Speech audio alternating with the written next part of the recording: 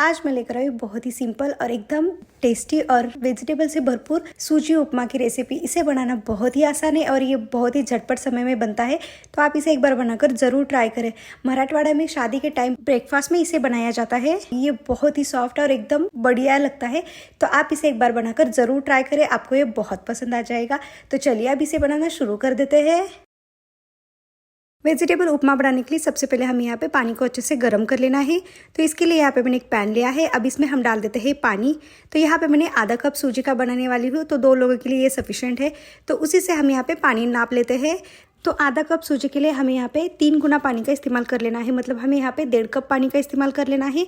आप चाहे तो कोई भी कटोरी या मेजरिंग कप से भी माप सकते हैं। तो हमें यहाँ पे दोनों चीजों को एक ही कटोरी से माप लेना है, इससे ये हमारा उपमा बहुत ही टेस्टी एकदम परफेक्ट मात्रा में बन जाएगा। तो जब तक पानी गर्म हो जाता है तब तक हम चलते हैं अगले प्रोसेस में। तो यहाँ पे मैंने एक पैन लिया है, पैन को अच्छे से गर्म कर लेते हैं। तो सबसे पहले हम यहाँ पे सूजी को अच्छे से रोस्ट कर लेते हैं। तो यहाँ पे मैंने आधा कप सूजी डाल दिया है। तो ये देखिए यहाँ पे मैंने मोटा वाला सूजी का इस्तेमाल कर लिया है।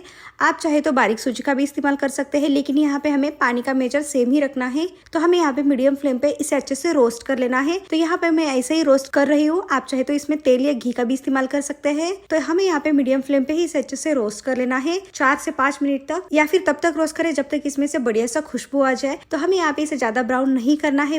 तो यहाँ पे 4 मिनट हो चुके हैं और यहाँ पे आप देख सकते हैं कि जो सूजी है वो अच्छे से रोस्ट हो चुका है। तो अब हम यहाँ पे इसे एक प्लेट में निकाल देते हैं।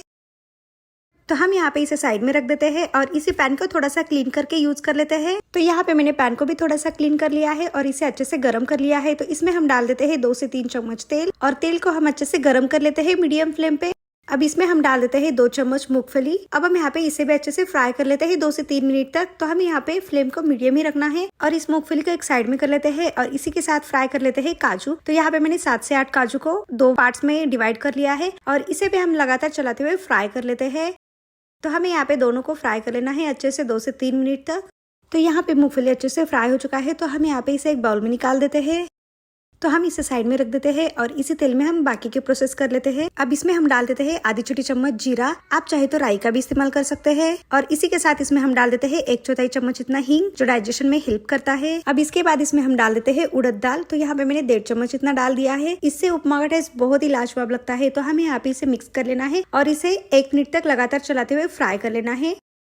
तो जैसे ही यहाँ पे उड़द दाल अच्छे से फ्राई हो जाता है, तो इसके बाद हम इसमें डाल देते हैं कुछ करी पत्ता के पान। इससे फ्लेवर बहुत ही बढ़िया आ जाता है और इसे भी मिक्स कर लेते हैं और इसे भी कुछ सेकंड के लिए फ्राई कर लेते हैं। अब इसके बाद इसमें हम डाल देते हैं हरी मिर्च। तो यहाँ पे मैंने 3 हरी मिर्च को बारीक चॉप करके डाल दिया है। तीखा कम ज्यादा आप अपने पसंद के हिसाब से कर सकते हैं। तो हमें यहाँ पे इसे भी कुछ सेकंड के लिए फ्राई कर लेना है। अब इसके बाद इसमें हम डाल देते हैं बारीक चॉप किया हुआ अदरक और साथ में ही डाल देते हैं 1 मीडियम साइज का प्याज, इसे मैंने बारीक चॉप कर दिया है। अब हम यहाँ पे इन सबको अच्छे से मिक्स कर लेते हैं और इसे 2 से 3 मिनट तक अच्छे से फ्राई कर लेते हैं, ताकि जो प्याज है थोड़ा सा सॉफ्ट बन जाए। तो हमें यहाँ पे प्याज को ज्यादा पकाना नहीं है, बस यहाँ पे 1 से 2 मिनट तक इसे भून लेना है, ताकि जो प्याज है थोड़ा सा सॉफ्ट बन जाए। अगर प्याज कच्चा रहा तो उपमा में बहुत ही टेस्टी लगता है।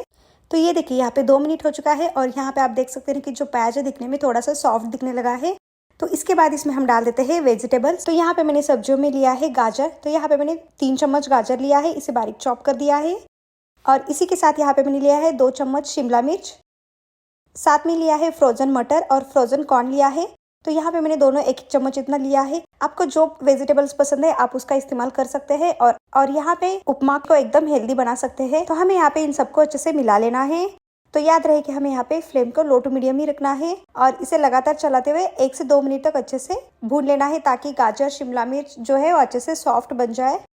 आप इसमें बहुत सारे वेजिटेबल्स जो आपको पसंद है आप उसका इस्तेमाल कर सकते हैं और इस तरीके से हेल्दी उपमा बनाकर आप ब्रेकफास्ट के तौर पे भी खा सकते हैं या फिर आप इसे स्नैक के टाइम पे भी खा सकते हैं। इसे बनाने में बहुत ही आसान है और खाने में ये बहुत ही लाजवाब लगता है।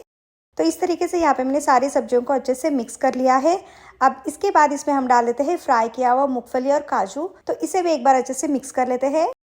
तो यहाँ पे हमारा ये बेसिक सा स्टेप बनकर तैयार है। अब इसके बाद इसमें हम डाल देते हैं सूजी, जो अभी हमने रोस्ट करके रखा था। तो यहाँ पे मैंने ये सारा सूजी को अच्छे से डाल दिया है। अब हम यहाँ पे इसे अच्छे से मिक्स कर लेते हैं। तो यहाँ पे आप देख सकते हैं ना कि हमारा सूजी का प्रीमिक्स दिखने में कितना कलरफुल और कितना बढ़िया दिखने लगा है। तो ये बहुत ज़्यादा हेल्दी होता है, तो आप इसे ब्रेकफास्ट के टाइम पे भी बनाकर खा सकते हैं।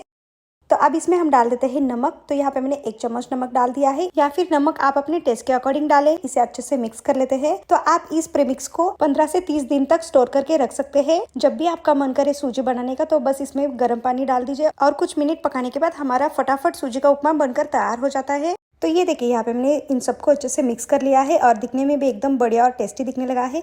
अब इसके बाद इसमें हम डाल देते हैं गर्म पानी, जो अभी हमने करके रखा था। तो यहाँ पे हमें ये पूरा गर्म पानी को अच्छे से डाल देना है। तो यहाँ पे आधा कप सूजी के लिए 1.5 कप पानी का इस्तेमाल किया है। अब हम यहाँ पे इसे एक बार अच्छे से मिक्स कर लेते हैं। तो यहाँ पे आप देख सकते हैं ना कि जो सूजी है इसके ऊपर थोड़ा सा पानी आ जाता है, मतलब हमारा जो सूजी का उपमा है वो परफेक्टली बनकर तैयार हो जाता है और यहाँ पे एकदम मऊ और एकदम लुसलुसित ऐसा सूजी का उपमा बनकर तैयार हो जाता है। तो यहाँ पे मैंने इसे अच्छे से मिक्स कर लिया है। अब हम यहाँ पे इसे ढक के 3 से 4 मिनट तक लो टू मीडियम फ्लेम पे पका लेते हैं। तो जैसे ही यहाँ पे 4 मिनट हो जाता है तो यहाँ पे हम पैन का ढक्कन निकाल देते हैं। तो ये देखिए यहाँ पे हमारा सूजी का उपमा परफेक्टली बनकर तैयार है, लेकिन यहाँ पे आप देख सकते हैं ना कि किनारे पे थोड़ा सा पानी है। तो हमें यहाँ पे इसे फिर से 1 मिनट तक पका लेना है। तो यहाँ पे हम इसे एक बार अच्छे से मिक्स कर लेते हैं। तो ये देखिए यहाँ पे आप देख सकते हैं कि सूजी का उपमा दिखने में एकदम कलरफुल और एकदम बढ़िया सा दिखने लगा है। तो यहाँ पे इस स्टेज पे सूजी का उपमा परफेक्टली बनकर तैयार है, लेकिन यहाँ पे थोड़ा सा पानी है, इसलिए यहाँ पे हमें 1 मिनट तक अच्छे से पका लेना है। तो हम यहाँ पे इसे फिर से कवर करके पका लेते हैं। तो यहाँ पे टोटल 5 मिनट हो चुका है और यहाँ पे मैंने पैन का ढक्कन निकाल दिया है। तो यहाँ पे हमारे ये टेस्टी और वेजिटेबल से भरपूर हेल्दी सूजी का उपमा बनकर तैयार है। तो यहाँ पे आप देख सकते हैं कि दिखने में कितना परफेक्टली और कितना सॉफ्ट दिखने लगा है। तो यहाँ पे ये परफेक्टली सूजी का उपमा बस 5 मिनट में बनकर तैयार हो जाता है। तो आप इस उपमा को एक बार बनाकर जरूर ट्राई करें, आपको ये बहुत पसंद आ जाएगा। तो आप इसे ब्रेकफास्ट के टाइम पे बनाकर खा सकते हैं, या फिर आप इसका प्रीमिक्स बनाकर जब भी आपका मन करे उपमा खाने का तब आप इसे बनाकर खा सकते हैं। तो इस तरीके से यहाँ पे हमारे ये टेस्टी सा और हेल्दी उपमा बनकर तैयार है।